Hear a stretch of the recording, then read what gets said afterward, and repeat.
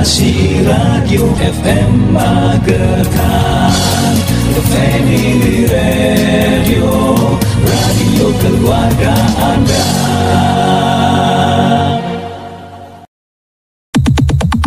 Sesaat lagi kita akan menyimak Ngobrol Bareng. Acara ini dipersembahkan oleh Radio Rahasia FM, radio keluarga Anda.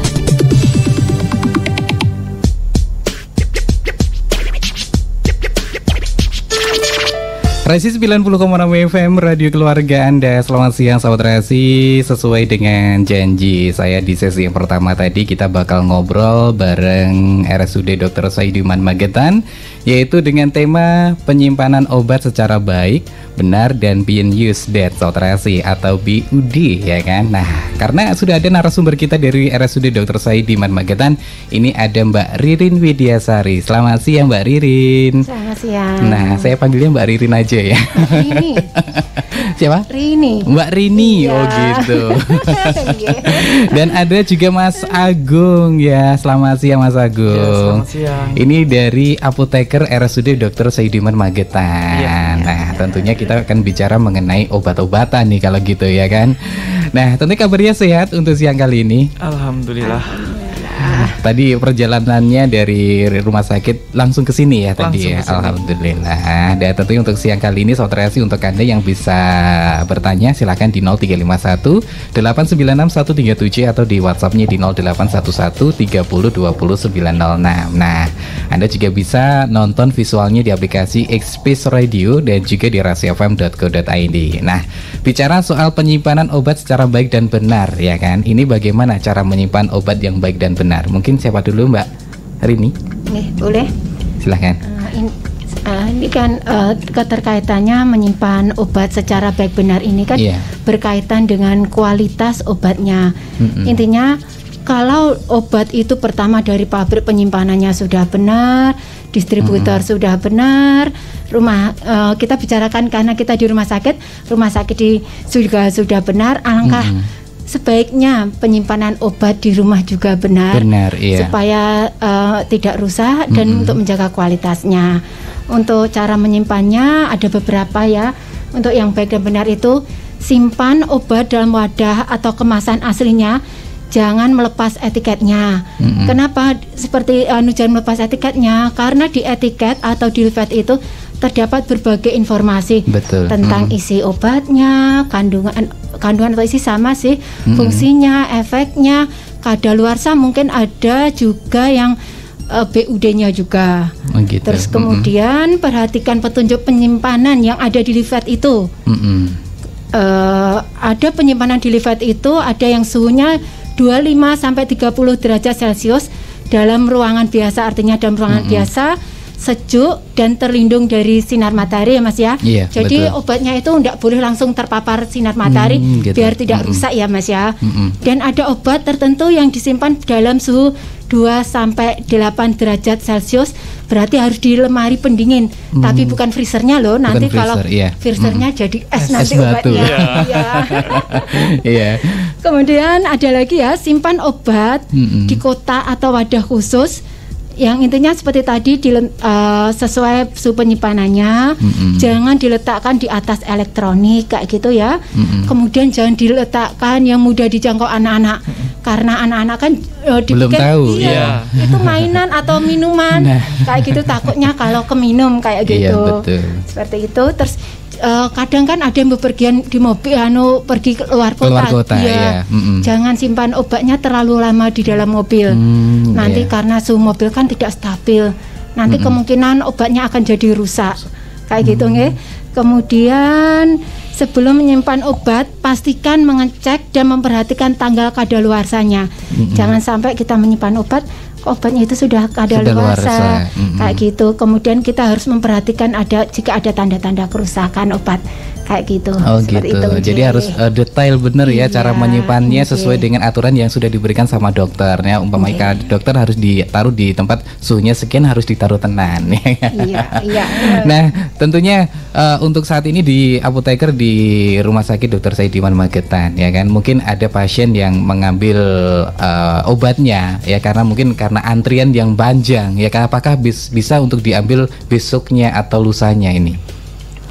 Boleh diambil besoknya. Yang penting itu resepnya sudah ditaruh di farmasi rawat jalan ya. Oh gitu. Itu yang penting resep sudah ditaruh, bisa diambil besok atau lusanya. Dan kita sekarang ada pengantaran obat ini.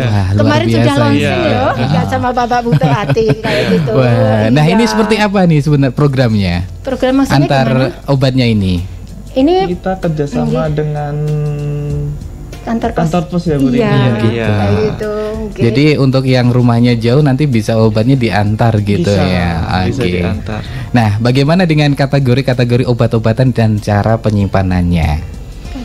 Untuk kategori obatnya itu untuk tadi yang sudah dijelaskan sama Bu Rini, untuk yang di suhu 2-8 derajat Celcius itu kan ada beberapa. Contohnya yang sering itu kan beberapa pasien itu kayak obat-obatan suppositoria. Nah itu kan kadang-kadang kan disimpan di suhu ruangan, gitu kan. Itu pun seharusnya itu disimpan di suhu 2-8 derajat Celcius. Sama ada insulin juga, gitu. Sama obat-obat seperti sediaan Ovula ya Bu Rini ya. Berarti yang cair ini lebih gampang ya kalau kita menaruhnya di tempat-tempat yang tentunya tidak terjangkau seperti kena matahari itu gampang rusak ya. Iya, gampang rusak kayak gitu. Pengaruh banget suhu itu sama cahaya matahari kayak gitu. Iya. Baik, terima kasih Mbak Ririn dan juga Mas Agung ya. Dan tentunya Saudara Rasi, untuk Anda yang mau bertanya lagi silahkan ya, bisa telepon di 0351 896 137 ya, karena nanti kita bakal ngobrol lagi setelah jeda berikut ini. Tetap rapat terus ya di acara Ngobrol Sehat bareng RSUD Dr. Saidiman Magetan.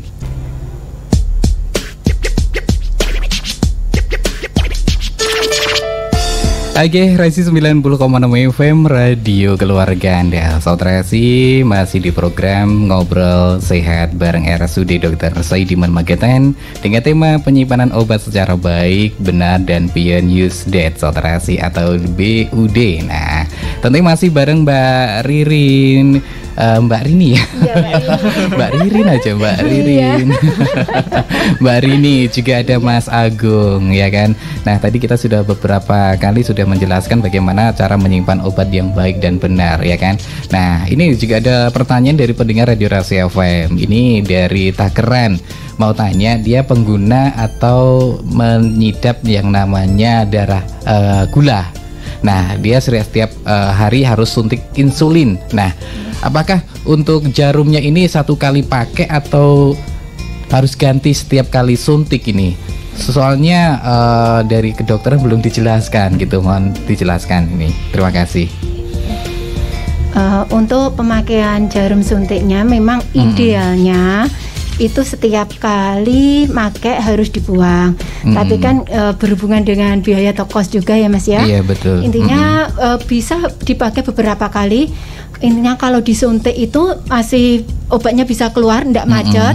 Sama ndak terasa sakit, itu masih bisa digunakan kayak gitu. Kalau memang bicara ideal memang harus setiap kali pakai harus ganti. Tapi kan tapi kan memang mahal, ya lumayan kosnya nanti. Gak apa-apa dibuat beberapa kali, yang penting jika disuntikkan tidak sakit dan obatnya masih bisa keluar.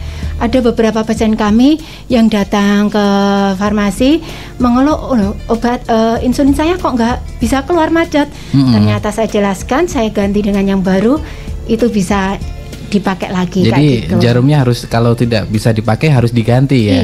Nah, gitu. Mungkin pendengar Radio Rahasia FM yang bertanya tadi ya Ibu ya, mengenai dengan jarumnya tadi ya kan. Apakah setelah sekali pakai itu gimana caranya biar tidak ada virus gitu?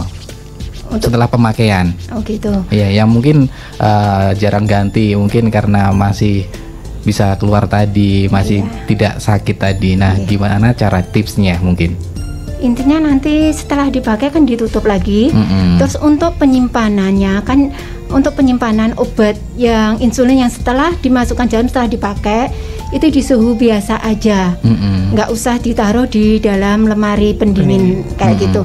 Kecuali untuk insulin yang masih utuh harus disimpan di lemari pendingin kayak gitu. Oh gitu. Iya. Nah, tentunya jadi bisa dimanfaatkan lagi kalau perawatannya bagus juga ya. Kalau sudah terasa sakit mungkin atau tidak bisa keluar, alangkah lebih baiknya diganti ya kan. Gitu. Nah, untuk bagaimana nih dengan penyimpanan obat yang sudah pernah dibuka seperti obat sirup dan lain sebagainya? Mungkin Mas Agungnya yang menjelaskan, monggo.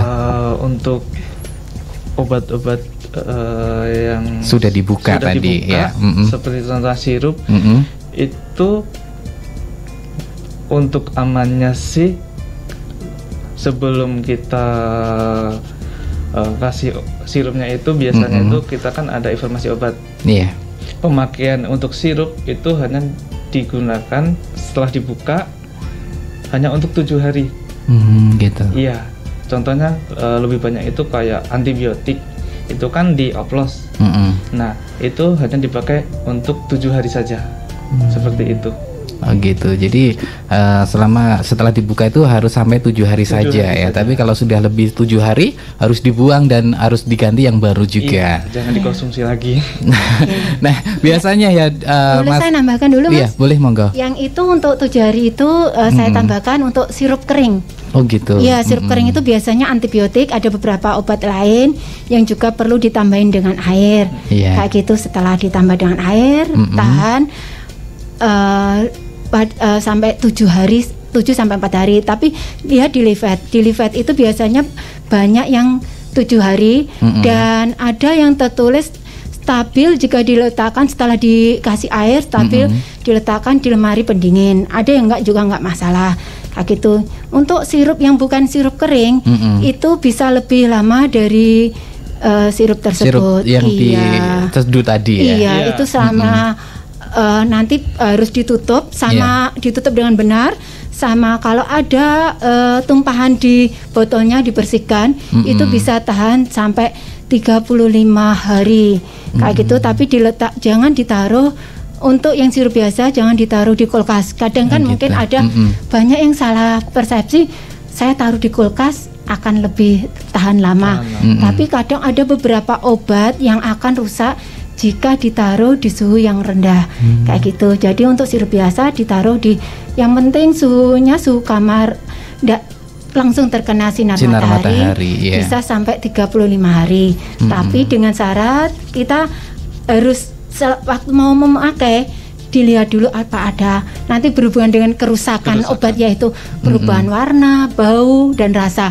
Kalau memang dirasa sudah berubah, jangan diminum. Iya, biasanya ada beberapa vitamin yang pertama warnanya cerah pertama kali dibuka, nanti kalau sudah lama namanya teroksidasi kena udara itu berwarna menjadi gelap. Jadi gitu. Jangan diminum kayak gitu. Nah, untuk kapsulnya sendiri yang mungkin ada tablet-tablet yang mungkin dipak gitu ya, kayak bukan kemasan itu loh Ibu. Mungkin gimana cara untuk menyimpannya atau mungkin setelah dipakai tadi? Setelah dipakai. Oke, aku bisa nambahin. Itu 6 bulan. Iya. Ya, itu untuk tablet atau kapsul. Ada yang memang ada yang kemasan los dari itu kemasan botol isi banyak. Itu bisa dipakai 6 bulan setelah keluar dari kemasan tersebut. Kayak gitu. Kalau idenya kurang lebih dari 6 bulan, bisa dari 6 bulan. Kalau idenya kurang dari 6 bulan, berarti masa pakainya itu sama dengan expirednya kayak gitu. Iya. Jadi harus benar-benar teliti ya mengenai obat ini. Iya. Soalnya berhubungan dengan kualitasnya. Kadang kan orang tua ya biasanya, wis butuhnya tak deleh kene ya kan, nggak tahu ini terpapar matahari atau enggak. Kadang naruhnya sembrono gitu ya. Mungkin ini semoga menjadi wawasan bagi para pendengar Radio Rahasia FM yang sering berobat ke RSUD Dr. Saidiman Magetan.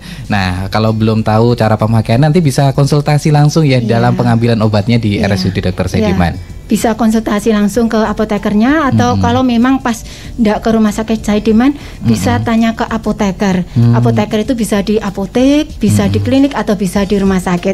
Intinya tanya obat, tanya apoteker kayak gitu. Oke. Pasti dong Bu ya, soal pengobatan atau obat-obatan pasti itu jurus jitunya ada di apoteker. Nah, saudara sih yang mau bertanya lagi silahkan ditunggu di 0351896137 atau di WhatsAppnya di 0811302096. Kita bakal balik lagi setelah jeda berikut ini.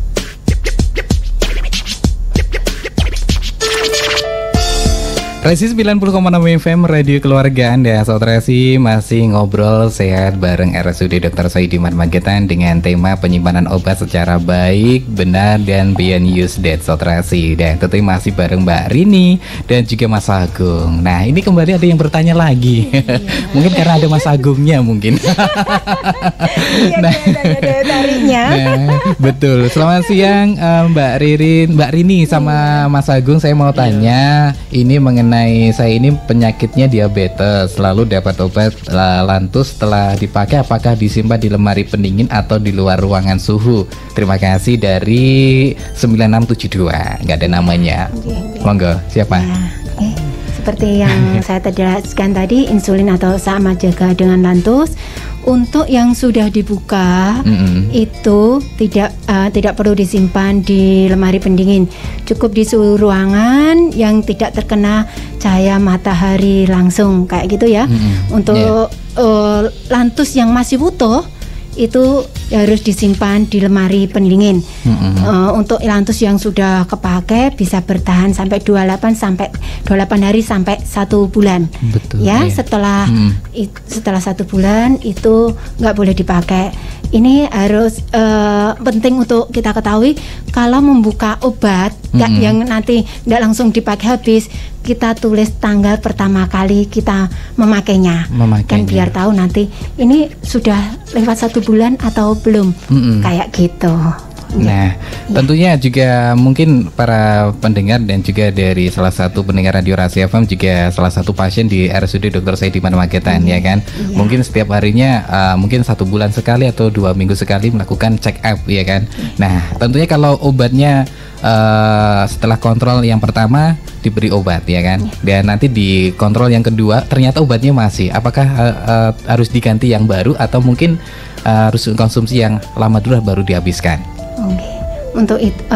Untuk kontrol itu untuk pasien yang rutin ya, itu sudah terjadwal kontrolnya. Kontrolnya memang 1 bulan sekali, 30 hari.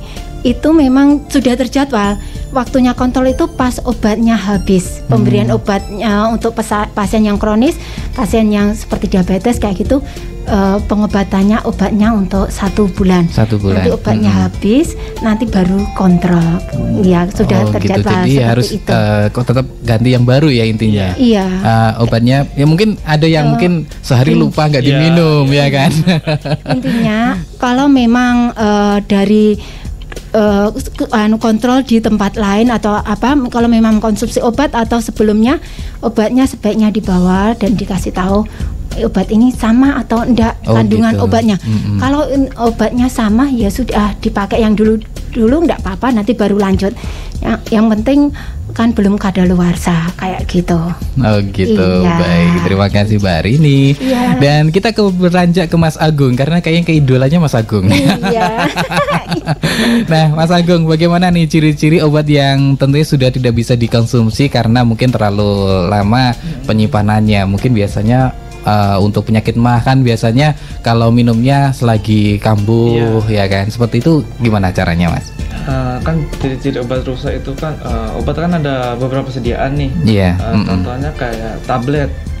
Kalau ciri-cirinya yang obat rusak, sediaan tablet itu warna, bentuk, rasa, dan bau tablet itu biasanya berubah. Oh gitu. Terus terdapat bintik noda pada tablet tersebut. Terus tablet itu kan kalau udah rusak itu menjadi lembek, lengket ataupun basah. Iya. Tablet hancur atau rapuh menjadi bubuk. Dan tablet terlepas dari kemasan primernya atau bungkusnya. Gitu. Iya. Terus ada lagi yang sediaan kapsul. Sediaan kapsul itu ada hampir sama sih sama yang tablet tadi, tapi tambahan itu ada cangkang dari kapsul melunak sehingga isi kapsul keluar. Cangkang kapsul lengket satu sama lain kayak gitu. Ya. Terus untuk salep, krim, gel atau lotion itu biasanya mengeras, mengental, bau, rasa dan warna dari cairan berubah, dan kemasan rusak. Iya. Terus ada yang biasanya kan ada racian, bungkus puyer. Nah, itu hampir sama. Yang membedakan itu kemasan puyer lembab, serbuk berubah warna atau ada noda bintik. Itu gitu.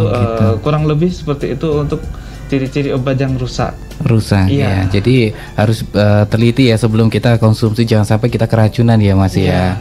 Karena saat ini juga banyak banget obat-obat yang mungkin dijual di warung-warung yang mungkin warung kelontong ya kan. Nah, tidak tahu itu obatnya kedaluarsa atau belum ya kan. Apalagi kalau kita belinya di apoteker pasti obatnya terbaru dan juga datanya untuk kedaluarsanya juga tercantum ya kan. Nah, ada satu ketinggalan Mas. Apa itu? Yang sediaan sirup. Oh, gitu. Tadi ketinggalan sediaan sirup. Iya. Kalau sirup itu biasanya itu ini ada endapan atau keruh itu di sirupnya itu. Di bawah botolnya itu biasanya. Seperti itu. Oke, nah tentunya ini juga menjadi pertanyaan juga dari tadi pendengar setia Radio Rahasia FM, mungkin juga bertanya mengenai tadi tema kita yaitu penyimpanan obat secara baik, benar dan beyond use date. Nah, mungkin pendengar juga mau tanya nih apa itu beyond use date. Nah, mungkin Mbak Rini yang mau menjelaskan, monggo. Untuk beyond use date itu kan masih banyak orang yang beranggapan tidak pas tentang beyond use date dengan expired date. Mereka memikirkan kalau obat yang sudah saya buka itu waktunya sama dengan kedaluarsanya, padahal sebenarnya tidak. Kayak gitu kan, soalnya memang karena sudah kebuka dari kemasan primernya, kemasan primer itu dari stripnya, dari botolnya, itu kan bisa berubah karena ya pengaruh suhu, kelembapan, kayak gitu nggih.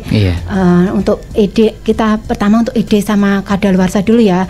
Kalau ED sama kadaluarsa itu batas waktu penggunaan obat setelah diproduksi oleh pabrik farmasi sebelum kemasan dibuka. Kalau ED itu pasti ada di kemasan obat, itu pasti ada. Ya, kalau beyond use date yaitu batas penggunaan produk obat setelah diracik atau disiapkan atau setelah dibuka dari kemasan primernya. Kayak gitu nggih. Untuk BUD informasi itu tidak pasti tersedia di leafletnya. Ada beberapa obat yang ada. Jangan digunakan setelah buka, jangan digunakan lebih, ada misalkan obat tentu lebih dari 1 bulan, kayak gitu. Ada beberapa yang tidak ada informasinya seperti itu. Bedanya beyond use date ada seperti itu. Waduh, kayak gitu. Jadi Sobat Rasi bisa tahu nih ya apa itu kenapanya beyond use date ini ya kan, pastinya beda dengan expired ya. Iya, beda kayak gitu. Nah, tentunya Sobat Rasi kita bakal ngobrol lagi nih sama Mbak Rini sama Mas Agung dari apoteker RSUD Dr. Saidiman Magetan. Sobat Rasi jangan kemana-mana ya kan. Anda tetap merapat terus di aplikasi X-Space Radio karena Anda juga bisa nonton dan juga bisa bertanya di kolom komentar atau di fanspage-nya Rasi Magetan atau di webnya di rasifm.co.id. Tetap merapat ya di acara Ngobrol Sehat bareng RSUD Dr. Saidiman Magetan.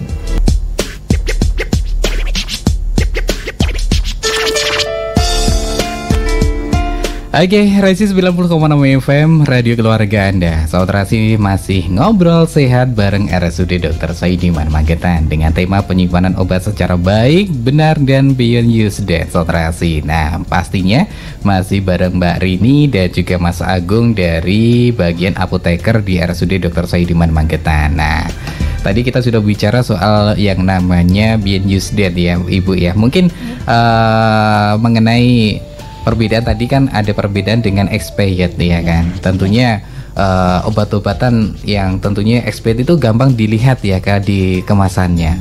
Nah, apakah mungkin telatnya 1 hari atau 2 hari ini juga masih bisa dikonsumsi, Ibu? Yang expired ya. Untuk yang expired di Agung?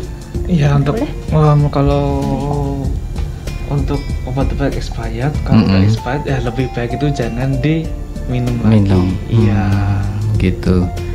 Nah, mungkin ada tambahan lagi mengenai perbedaan lagi, mungkin sirup-sirup contohnya seperti apa yang mungkin dari Beyond Use Date ini seperti apa sirupnya, mungkin dari expired ada? Untuk saya nambahkan untuk expired ya, untuk expired itu kan ada tertera tanggal berapa, bulan berapa, dan tahun. Itu batas waktu penggunaan di situ ya Mas ya. Kalau expirednya itu cuma bulan aja, itu bisa sampai misalkan bulan Agustus 2022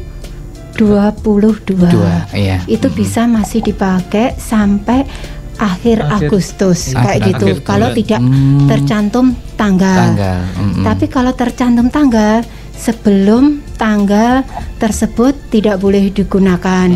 Ya, selain itu tetap harus memperhatikan lagi loh, karena pengaruh penyimpanan itu sangat berpengaruh banget.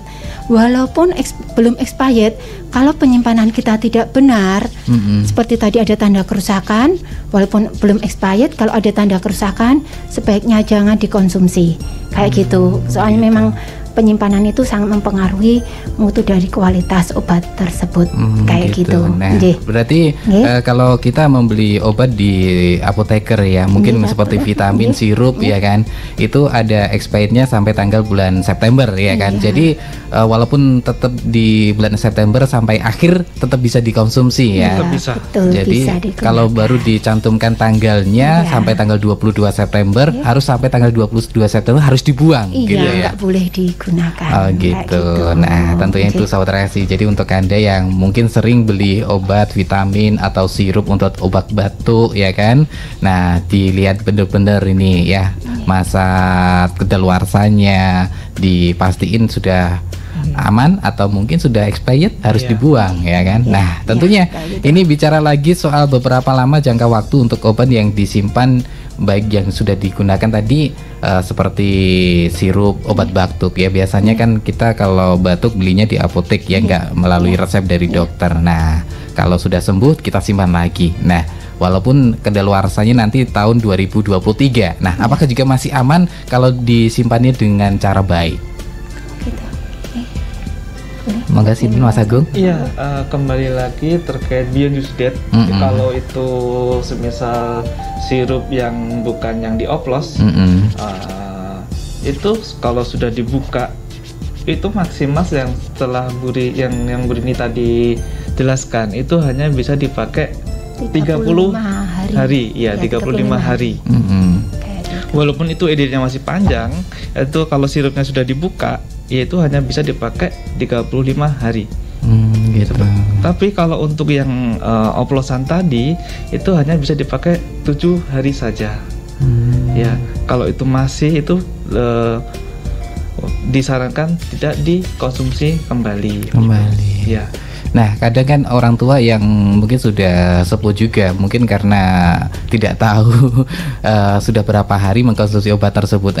Nah, ternyata sudah lebih dari 7 hari tadi. Nah, ada efek-efek yang mungkin bisa mengganggu kesehatan tidak sih? Mudah-mudahan tidak ya. Tapi tetap aja kalau memang expired date itu kalau sudah lebih batasnya, itu kualitas obatnya akan menurun. Dan bisa juga bisa berbahaya kayak gitu. Makanya penting banget melihat Beyond Use Date sama expired date kayak gitu, Mas. Gitu. Intinya seperti itu. Ya, supaya memang karena kestabilan obat itu kan akan mempengaruhi mutu, dan kalau memang lebih dari tanggal kadaluarsa atau tanggal bukanya bisa berbahaya juga. Gitu. Itu, tapi tidak semuanya berbahaya, tapi kita menghindari hal-hal seperti tersebut kayak gitu. Nah, baik, terima kasih Mbak Riri. Mbak Rini, nah ini ada lagi yang bertanya nih dari Bunda Narti di KPR Terung. Assalamualaikum warahmatullahi wabarakatuh. Selamat siang Mbak Ririn sama Mas Agung. Saya mau nanya, saya punya riwayat hipertensi. Apa biasanya minum tiap hari obat amlodipin ya kan? Apa itu harus diminum selamanya? Apa kalau sudah tidak pusing tidak diminum? Terima kasih. Jadi ini stok, ini setiap hari stok nih, kalau pusing minum atau mungkin atau setiap harinya.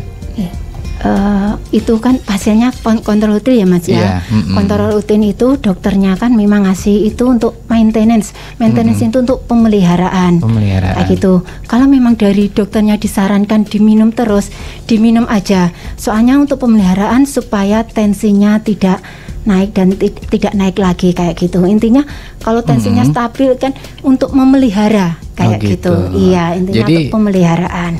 Walaupun tidak pusing harus tetap dikonsumsi sampai habis ya obatnya. Iya, benar. Gitu, agar terkontrol gitu. Jadi untuk sahabat Resi ya yang biasanya membeli obat atau mungkin kontrol rutinan ya kan. Kalau ada periksa pusing atau mungkin sakit asam urat ya kan. Biasanya obatnya kalau sudah diminum sudah reda ya kan. Tapi harus tetap dihabiskan ya kan, obat dari resep yang sudah diberikan oleh dokter ataupun beli di apotek tadi. Karena di apotek setiap kita beli obat pasti disarankan minumnya 2 kali atau 3 kali ya kan. Ini sudah ada ketentuannya ya Mbak Rini ya, Mbak Ririn ya. Sama menambahkan tidak semuanya obat harus dihabiskan. Kalau untuk obat rutin memang harus dihabiskan. Ada beberapa obat kan memang jika perlu pemakaiannya. Mungkin kayak obat demam, obat pusing, obat nyeri, kan ada keterangannya jika perlu, kayak obat gatal juga jika perlu. Berarti kalau memang gejalanya sudah reda, tidak usah diteruskan kayak gitu. Gitu. Jadi ada beberapa obat yang memang harus dihabiskan dan juga ada yang sebagian harus di jika perlu, bila perlu kurangi. Iya, jika perlu aja. Tadi pun ya sudah dijawab sama Mbak Ririn sama Mas Agung mengenai obat hipertensi tadi ya kan. Ini paling banyak orang yang mengalami hipertensi. Baik saudara Rasi, tentunya jangan kemana-mana ya. Kita bakal kembali lagi, tentunya tetap merapat terus ya di acara Ngobrol Sehat bareng RSUD Dr. Saidiman Magetan.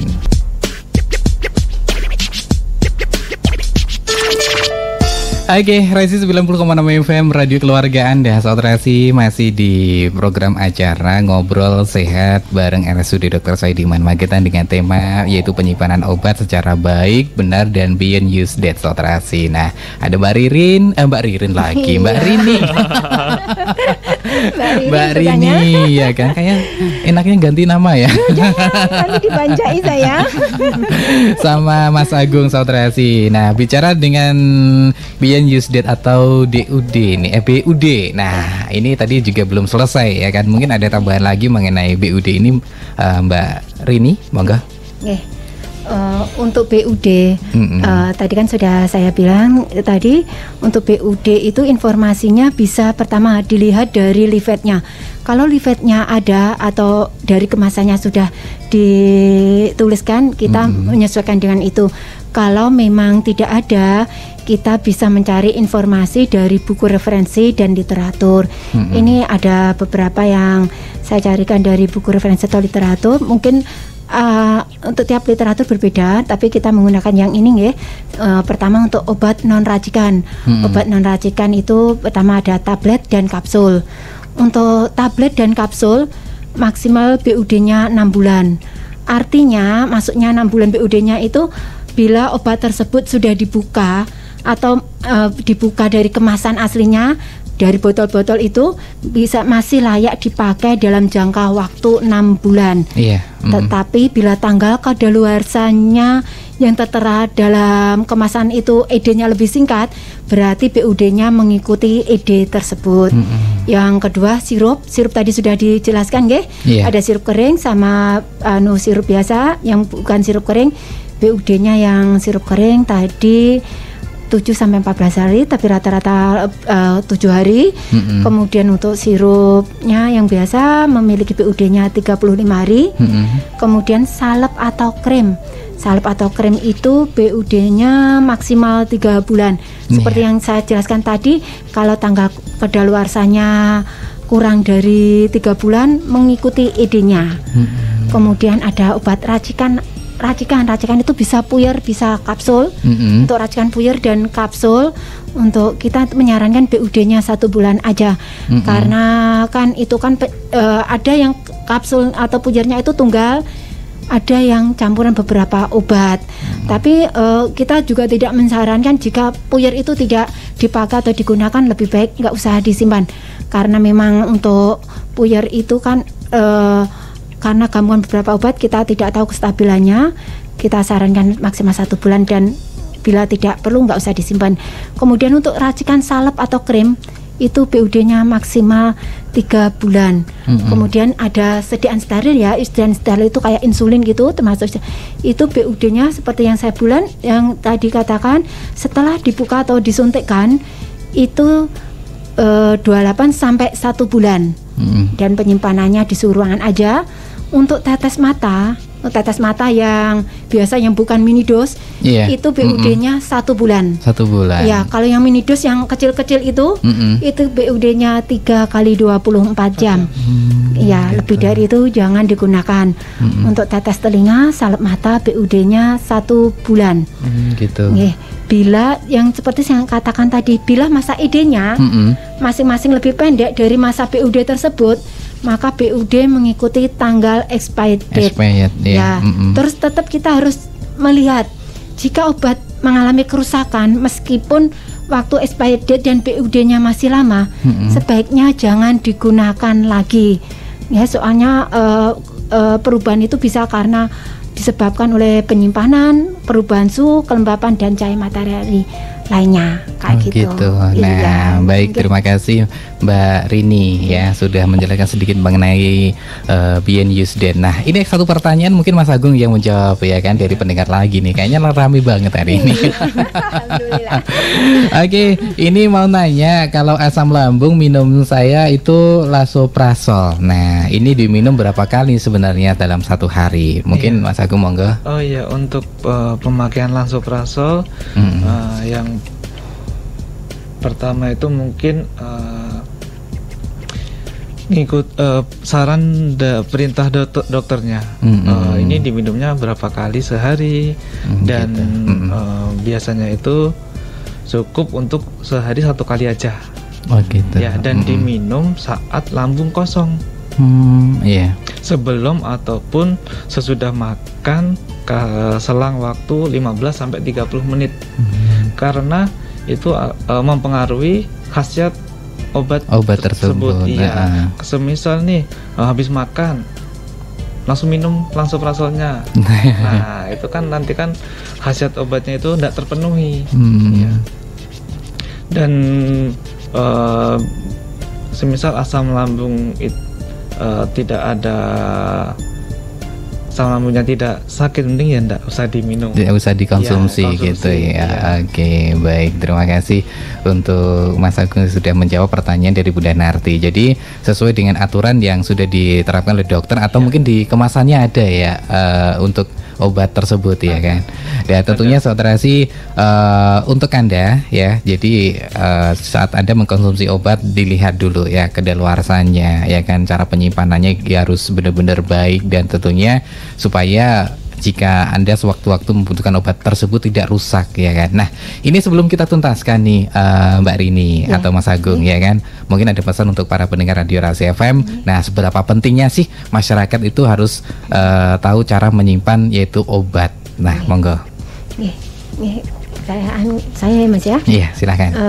Ini pentingnya penyimpanan obat berhubungan dengan kualitas obat. Kita kan mengharapkan kualitas obat itu dapat terjamin tidak hanya baru diserahkan obat kepada pasien, namun hingga cara penyimpanan dan batas waktu penggunaan obat sebelum dan sudah kemasan obat dibuka. Itu memang harus benar-benar dia perhatikan supaya kualitasnya obat yang terjamin. Terus kemudian penyimpanan obat yang benar akan menjaga kualitas obat, menjaga mutu obat, dan menjaga kesediaan stok obat juga. Ada lagi ya, gunakan obat secara tepat, bijak, dan baca informasi dengan cermat. Satu lagi ya Mas ya, tanya obat, tanya apoteker. Oke, mungkin dari Mas Agung yang mau menyampaikan sedikit mengenai tema kita di pagi menjelang siang ini, monggo. Lebih ke terkait penyimpanan kan, dari temanya kan penyimpanan obat secara baik. Dan biar perlu lebih disiplin dalam penyimpanan, dan gunakan obat secara tepat agar obat itu khasiatnya itu lebih maksimal. Iya. Ya.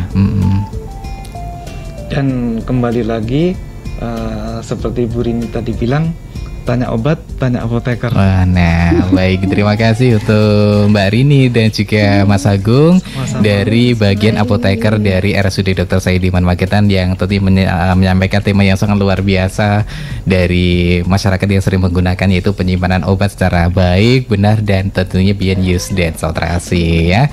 Jika Anda mengkonsumsi obat ya tanyakan ke apoteker tadi. Apa tadi? Saya kok lupa. Tanya obat, tanya apoteker. Tanya obat, tanya ke apoteker ya. Oke, saudara-saudari, tentunya kita tuntaskan dulu kebersamaan kita di Ngobrol Sehat bareng RSUD Dr. Saidiman Magetan untuk